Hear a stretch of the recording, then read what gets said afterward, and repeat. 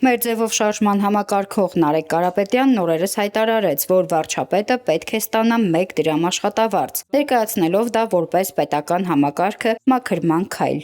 Մեր հաղթանակի ժամանակ, ժողովրդի փոփոխության սպասելիքը իրականացնելու ժամանակ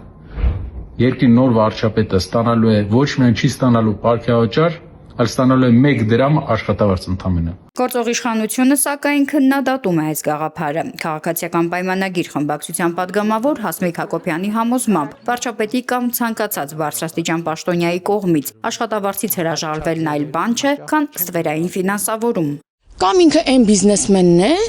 այն բիզնեսով է զբաղվում, որ իրեն եկամուտ է բերում, ինքը սնվում է, շոր է հագնում, կոմունալիտներ է վճարում, ապրում է, 1 դրամով չես կարող դա անել։ Ինչ որ միտեղից պետք է անես։ Պատգամավորը հիշեցնում է, օրենքով պետական պաշտոնյաներին արգելված է զբաղվել բիզնեսով։ Այս դեպքում, եթե պաշտոնյան աշխատավարձ չստանա, կմնա 1 տարբերակ՝ ծրարային ֆինանսավորում, ինչը կոռուպցիայի ուղիղ ճանապարհ է։ Մեր անցյալում եղել է նման դեպք, բայց դա վատ է, որովհետև ով վճարում է, նա էլ երաժշտություն է պատվիրում։ Հակոբյանի խոսքով հենց կոռուպցիոն ռիսկերը նվազեցնելու նպատակով է, որ 2018 թվականից հետո իշխանությունը գնացել է պետական պաշտոնյաների աշխատավարձերի բարձրացման ճանապարհով։ Չի կարող պաշտոնյան այդ ցածր աշխատավարձով կարողանա գոյատևել մեծ հաշվով։ Գոյատևել ես ճիշտ հասկացեք, ես չեմ ասում, որ չի կարող սնվել, բայց շատ մեծ է վտանգը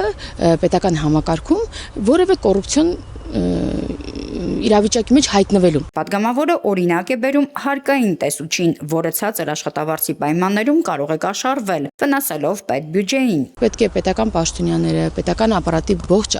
անձնակազմը ստանա բարձր աշխատավարձ, որպեսզի նաև իր համար թանկ լինի իր աշխատանքը, որը երկարատև է, ոչ թե 1 անգամ այդ գումար վերցնելու պրակտիկան։ Իսկ հարցին, թե ինչու նույն տեմպերով չեն բարձրանում ուսուցիչների աշխատավարձերը, պատգամավորը պատասխանեց. գործարկվել է նոր համակարգ։ Տասնյակ ուսուցիչներ ունենք, որոնք